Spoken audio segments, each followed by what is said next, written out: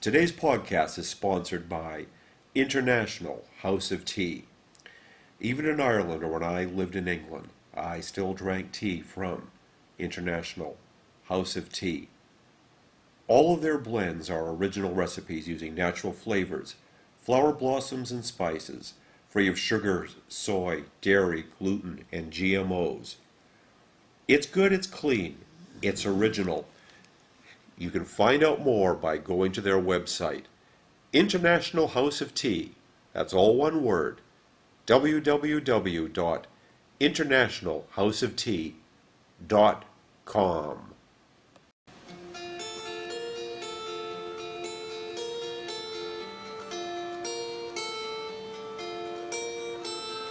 Good morning, good afternoon, or good evening, everybody, depending on what time you're listening to this on. Well, and for me, it's both good morning and good evening because it's a little after 2 a.m. But I have a really special guest, so it's worth staying up late. We have on one of my favorite people in the world, Laura Wayth, who's going to be talking about her book, A Field Guide to Actor Training. We're going to swap a few theater stories and generally have a lot of fun. I'd like to wish a good wish to my regularly scheduled guest, who actually had a bit of a car accident. So I hope that she's feeling better. But meantime, sit back, relax, fire up a podtini, and listen to the words as they fly through the air.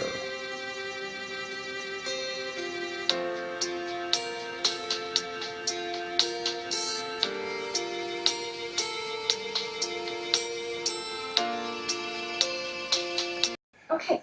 And on the line from San Francisco, we have Laura Wayth. Hello, Laura. It's good to talk to you. Hi there. Good morning, or whatever time it is in Ireland. Well, it's technically morning, but and I can't see the sun, because it's 2 a.m. But not seeing the sun is very much a part of the Irish summer anyway. Something you're used to. Oh, gracious! And how are things in San Francisco? They're actually warm today, which is very rare for San Francisco in the summer. So it's very nice today. Yeah, for some reason, I suppose it's from being a baseball fan for years that October's the good month there for a warmth and that. Yeah, the summer is the coldest part. Mark Twain said, I forget the exact words, but something like he never experienced a colder winter than San Francisco in the summer. Oh, by the by, you could tell I'm from Canada and live in Ireland because we find it absolutely impossible to start a conversation talking about anything but the weather. Oh, wow. I didn't know it was a Canadian. Well, you're all very polite in Canada, so that makes sense. We try to be, except in hockey fights, I suppose. But let's talk about the book, before everybody tuning into this. Did we turn on the meteorological station or something? A field guide to actor training. It is one of my favorite books about theater ever written. Tell the audience a bit about it. Oh, well, I wrote it as an introduction to various acting methodologies. I cover the basic actor training methodologies that are in use in the United States, and also the most prevalent vocal and physical training methodologies. And the reason I wrote the book was that there were so many students who were coming to me. I teach college, and so many would come to me when they had either graduated or they were looking to go to graduate school, not knowing what all these training programs meant. Say that there was a program that was going to train actors in the method or in Stanislavski-based work. They didn't really know exactly what that meant. So I wrote this for actors as a way of kind of demystifying training, and describing what these basic training methods were so that they had a better idea of what might resonate with them. Yeah, because it occurs to me that someone, your average 17-year-old or even even someone already in the post-secondary years, and they decide that I want to go into acting, and first of all, well, work on being a really good restaurant waiter because you're going to be doing a fair bit of that too. But it turns out, like, okay, I know what my end goal is. I want to be on stage and be good at it. But how do I get there? And there are so many different variations on it. Absolutely, absolutely, and I think what happens is people know they need more training, but they don't know where to go to get it. They can't separate out good training from bad. It was terrifying for me. The other day I had coffee with one of my students who graduated, and my student was telling me about this opportunity to train with somebody. And he was saying, yeah, and I only have to give them this certain amount of money, and it's like this is not proper training. So it's really to keep actors from making expensive mistakes. Mm, yeah, truly, truly.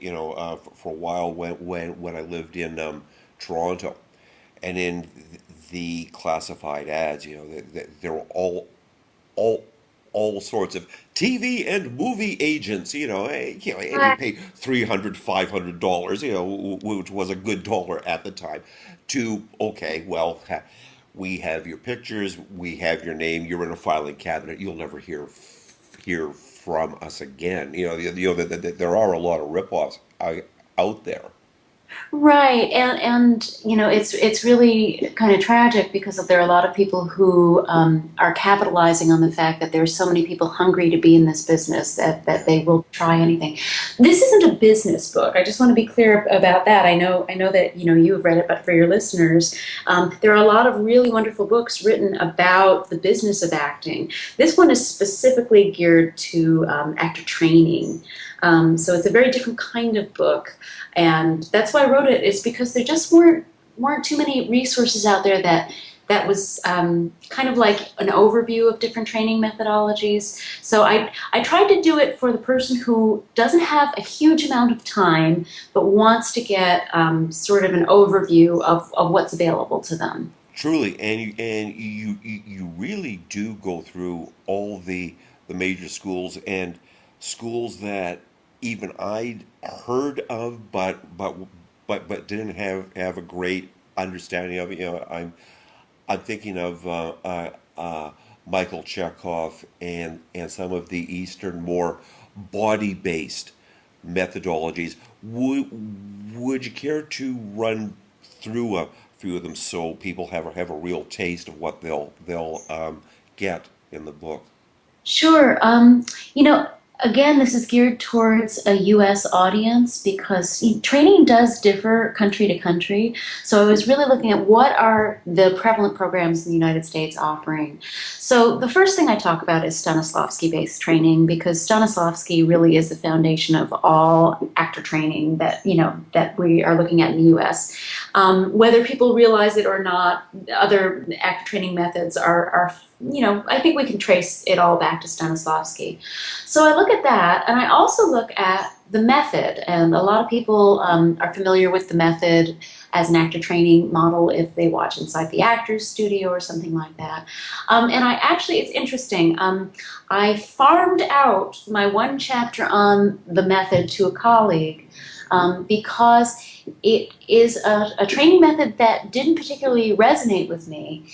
And what I wanted to be sure was that I was being representing all methods objectively.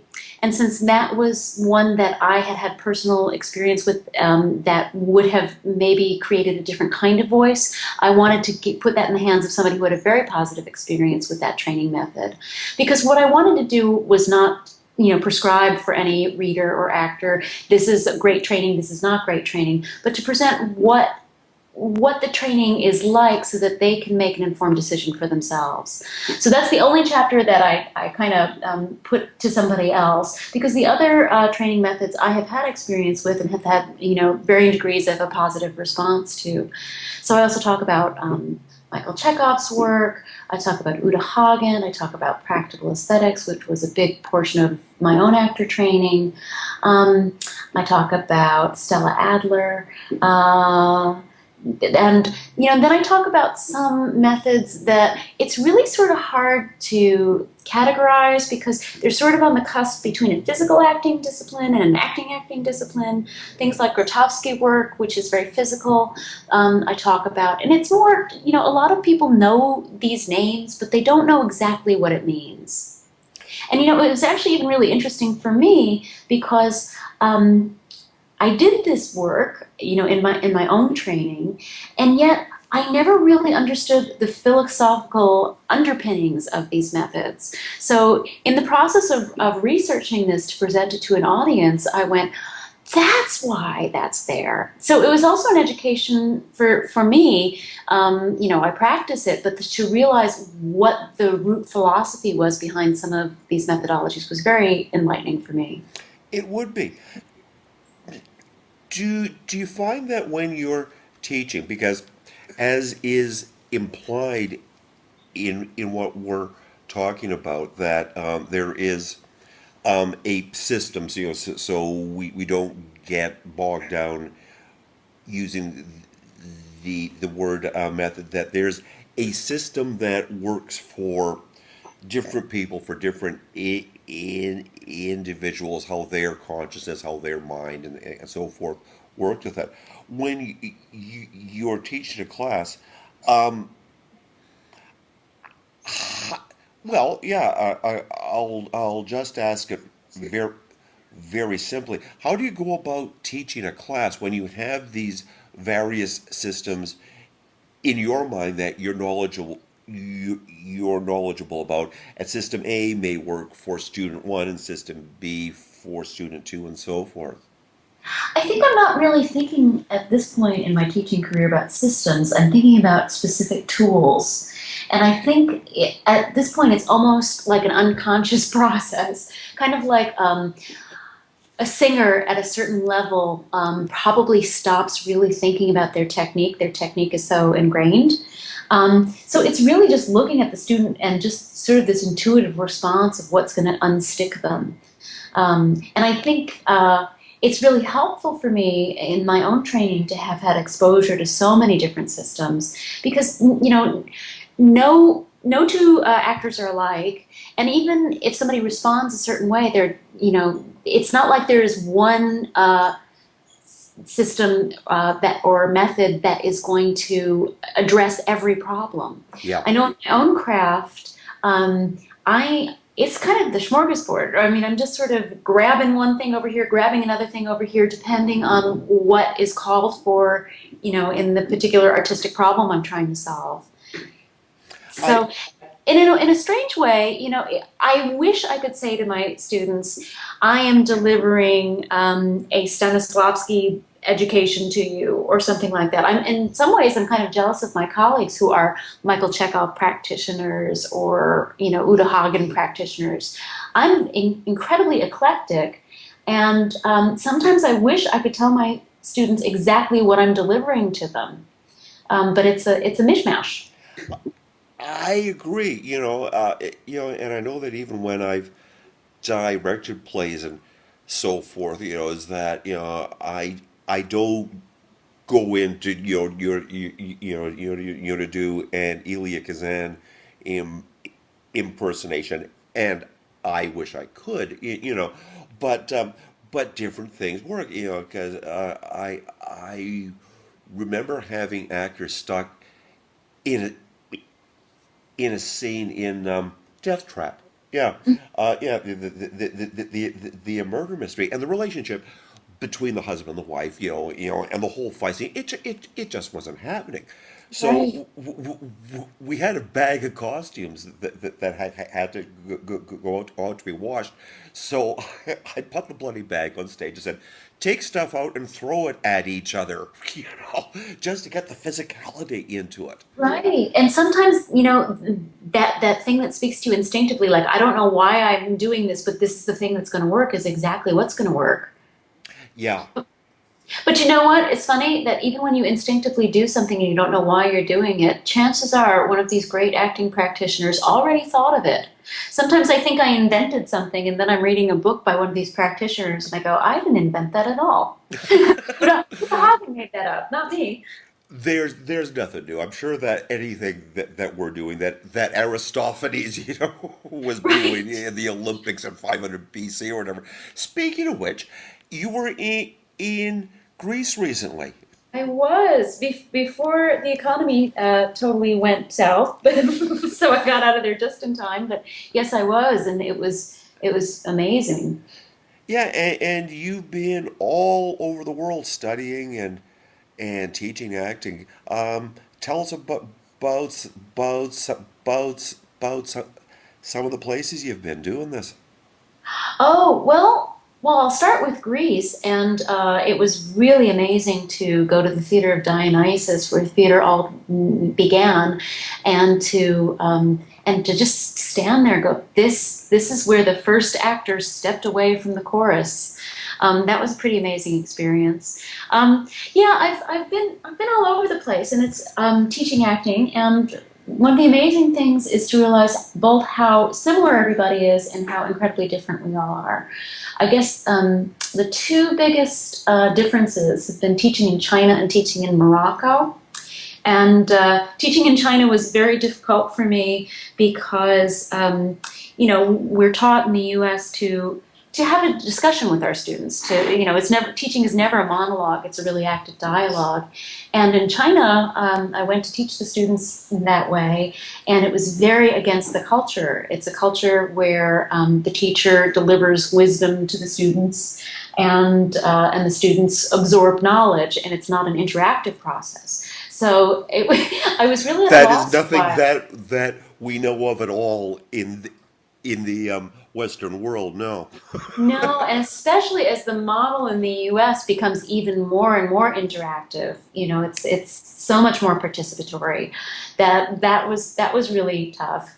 And I guess the other really tough thing was years ago I taught in Morocco, and I was actually teaching voice because I started out my career as a vocal pedagogy person.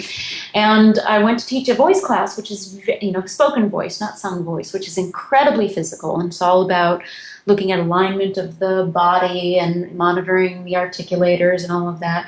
And I was stunned when I walked into my classroom, completely jet lagged, to find a whole room full of students wearing the burqa, and wondering how was I going to teach voice, something that was really about monitoring the body when I couldn't even see the body. I Yeah. don't even remember what I did, but somehow we all got through it and we had fun. but I have no idea what I did. That's the main thing because they do call these things plays, after all. Yes, So a field guide to actor training. Now you're going to have a new book coming out in the I fall, I do. think, on Shakespeare. Yes. I do, yeah. All of the books that I'm writing, and so far there are two, are really coming out of my students' panic, my students' necessity. So the first book was because, I had so many students coming to my office hours going, what now? I want to train, but I don't know where to train. So that was the first book. And the second was because next to panic-stricken students who want to study, the next group of panic-stricken students that come to me are the ones who have classical auditions, and don't know how to approach Shakespeare. And the book that I wrote is called The Shakespeare Audition.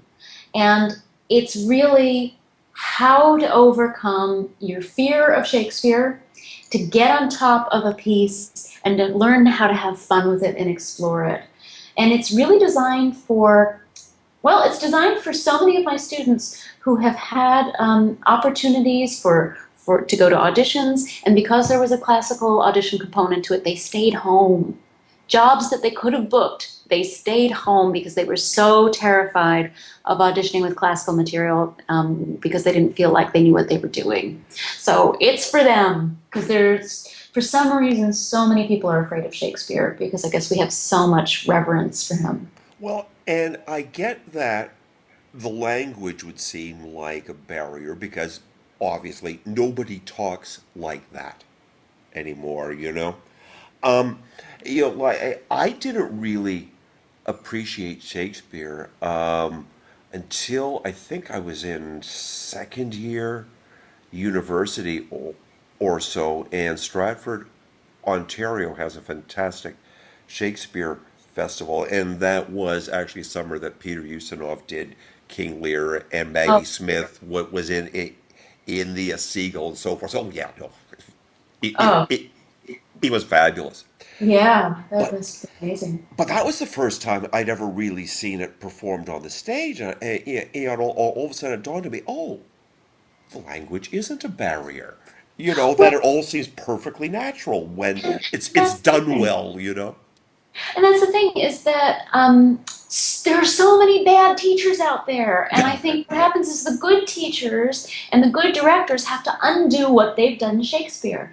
And you said we don't talk that way anymore. Well, in a weird way, we kind of do. I'm thinking the closest thing to Shakespeare that we have now is slam poetry. It's that heightened use of language, it's that musical use of language. So it is something that's accessible to us. And for some reason, it's just become this untouchable thing.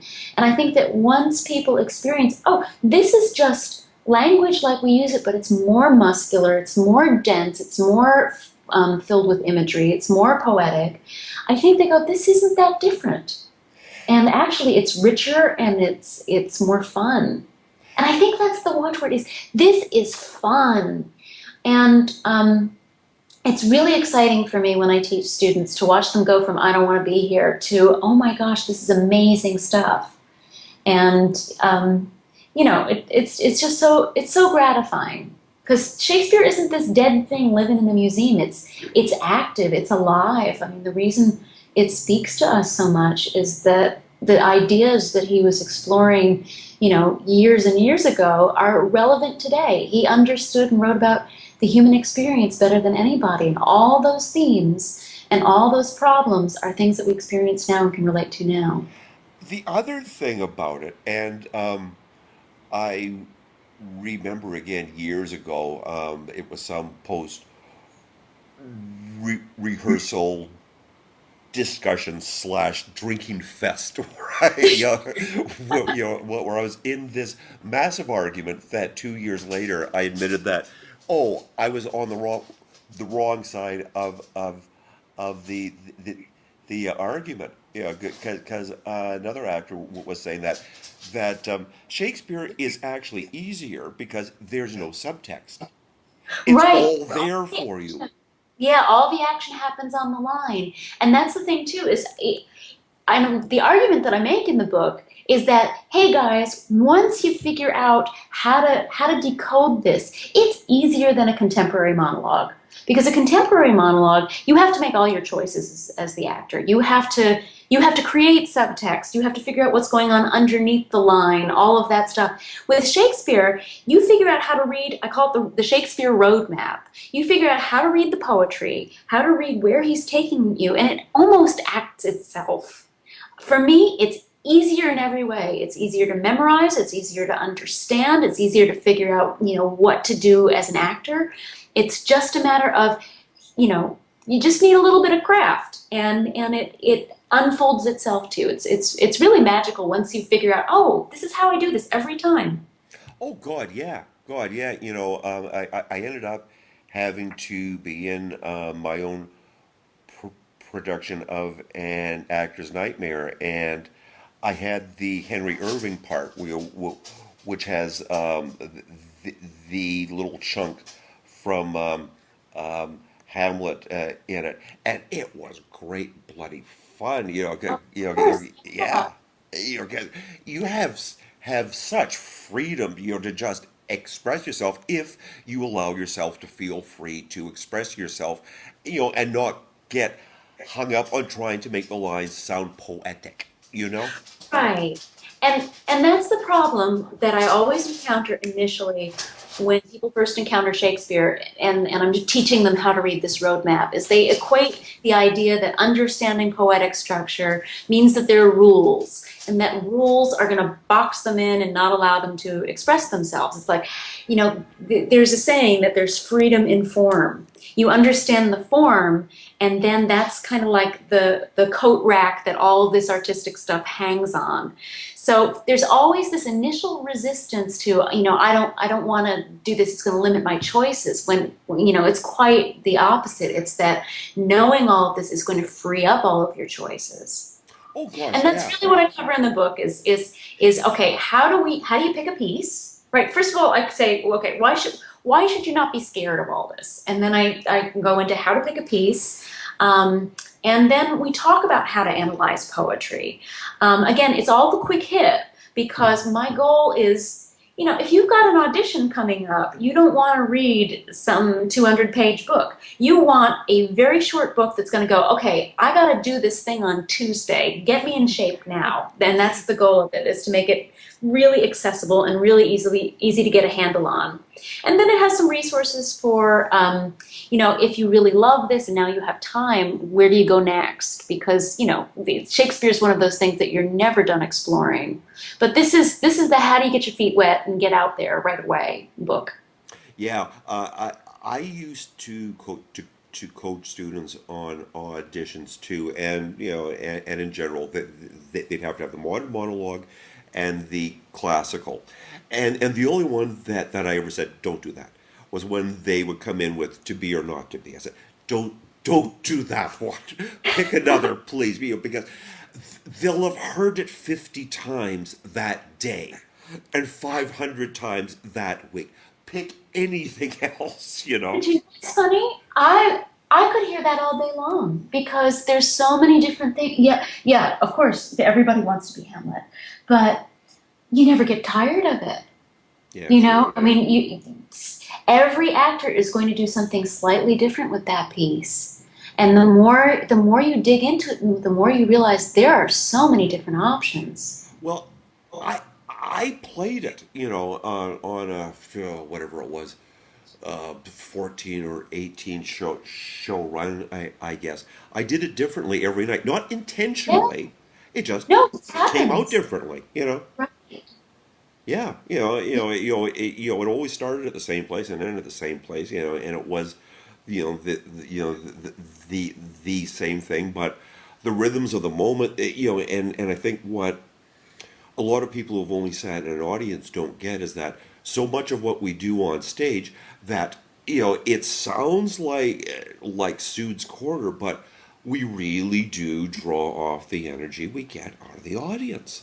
Absolutely, it's completely interactive, and and that's really the beauty of live theater, isn't it? I Yeah. mean, because otherwise we just go see a film, but it is that you're taking that energy and taking whatever the audience breathes and the actor breathes. It's just the way it is.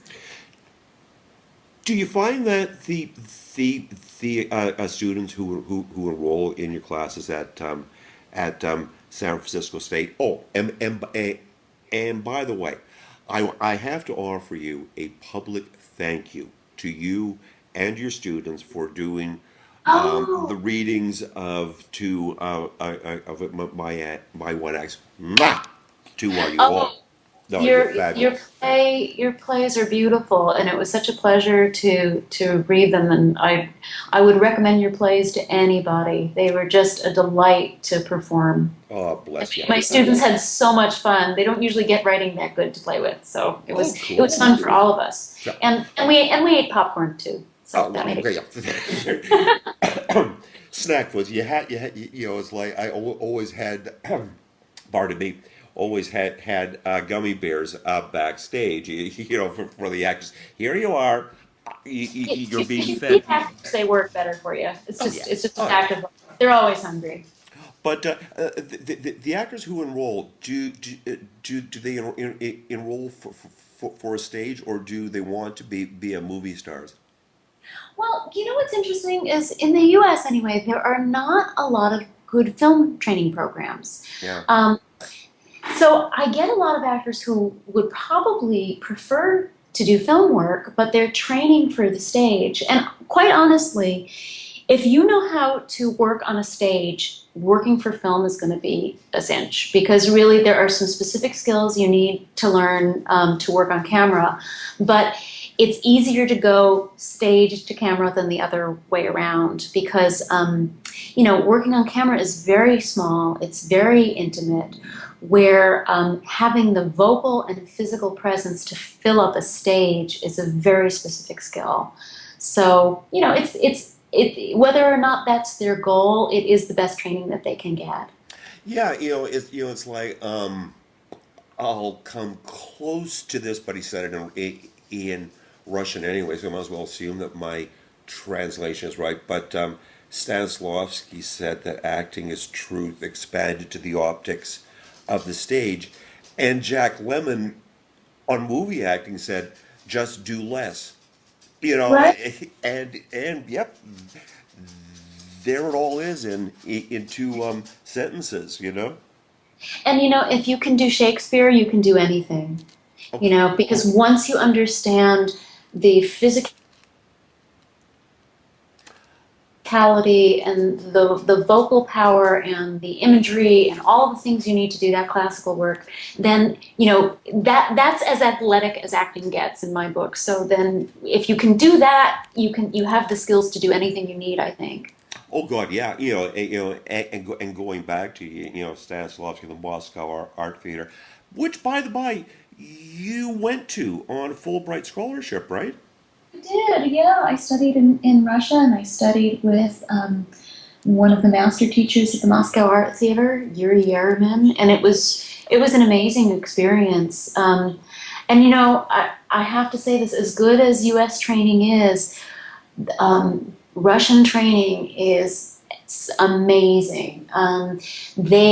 I would say that they train their actors more like circus performers. What Russian actors can do with their bodies and their voices is absolutely astounding, and I don't think anybody anywhere can quite touch what they do. So I was really in awe of the actors there, and it was a very humbling experience to be there and to train there. So they do still do that, because that was actually what I was going to say was that he really did train them like gymnasts, that it was very very Yeah. physical. And very little has changed. And they really do keep that master teacher kind of cohort ensemble model intact. So I really think that the training, even here in 2015, is very similar to what it was probably like at the Moscow Art Theater in Stanislavski's time. The other thing that really fascinated me about Stanislavski was how he'd direct a play. He'd go off to his dasha for weeks while the Hmm. play was in rehearsal, and he directed by correspondence. I think every director on earth would love to do that. Oh, I'm There are going to so go many actors fishing. who would love it if directors would do that now. God, yeah. Yeah, I can't even imagine how that worked, but I guess it did. Well, the stage manager must have hated him. Stage managers hate directors now anyway. Oh, yeah, yeah, It's yeah, truly. So let's see. We're coming close to the end of our time. Although I will happily have you back on because we can just swap stories, for hours. yeah, well, it's always good. We have similar backgrounds, I think. Oh heavens, yes. So the other dirty little secret of theater is that we may not go into it for this, but we stay in it because we get great stories out of it. We're never boring at cocktail parties, are we? Tell me a story about anything that happened to you in a play or someone else. The night the gun didn't go off is one we all have in our repertoire. Can I tell you the sad story? Sure. It's the very sad story, and it is the week I left New York. I keep sending my students off to New York to be actors, and I pray for them. They're so sweet and innocent, and they're so talented. And New York is so hard for so many of them. And New York was hard for me, which is one of the reasons why I wrote my first book. I don't think I'd be a teacher if things were easy. if I had an easy career, an easy journey, I don't think I would want to teach people. I teach because I got kicked around a lot. And I think that's made me appreciate what's great about the business, and it's also made me wiser and you know and able to deliver some lessons to my students. But before I left New York, I was on a promotion for an internet pet company that is now defunct. And I found myself one day wandering around Times Square on this promotion, as many actors do, wearing a giant dalmatian suit. And it was one of those moments when I went, this is not really what I had envisioned in terms of my career as an actor. And the other Dalmatian that was with me was a soap opera actor who his character had just been killed, so that's why he needed the promotions job. And we were holding paws, walking through Times Square in our giant Dalmatian suits. And he just held my paw and looked at me with his big Dalmatian eyes, and he was telling me about his divorce, his recent divorce. And he just looked at me with his big Dalmatian eyes, and he just said, "It just hurts, Laura." And I went, okay, this is just too crazy. I really need to do something else with my life. And a week later, I went to New York. I'm talking to a kabuki dog about his divorce. So, but the sad thing is, I thought I was in a minority, but just about every working actor has a story like this. And I say this for anybody who is an actor out there who finds themselves in a giant Dalmatian suit, in a giant bear suit, dressed as a sandwich, dressed as a Twinkie. Whatever it is you're doing, you're not alone, and it doesn't mean that you're not talented. And it doesn't mean that you won't have a fulfilling career in the theater, because I have a fulfilling career in the theater, just not in New York.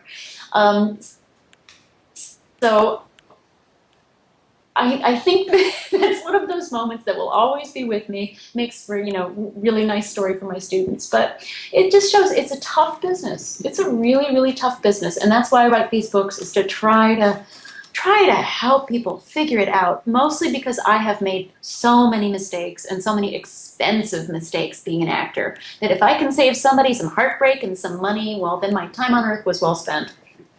Well, you're doing a fantastic job of it, because as I say, a field guide to actor training is truly, and if I've read one, I've read 100 books on theater, and yours is one of the absolute best.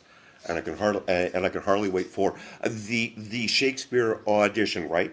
Yes, Is the yes. new one? Right. Yeah, it's coming out, I believe, in October from Hal Leonard Applause, which is a subsidiary of Hal Leonard.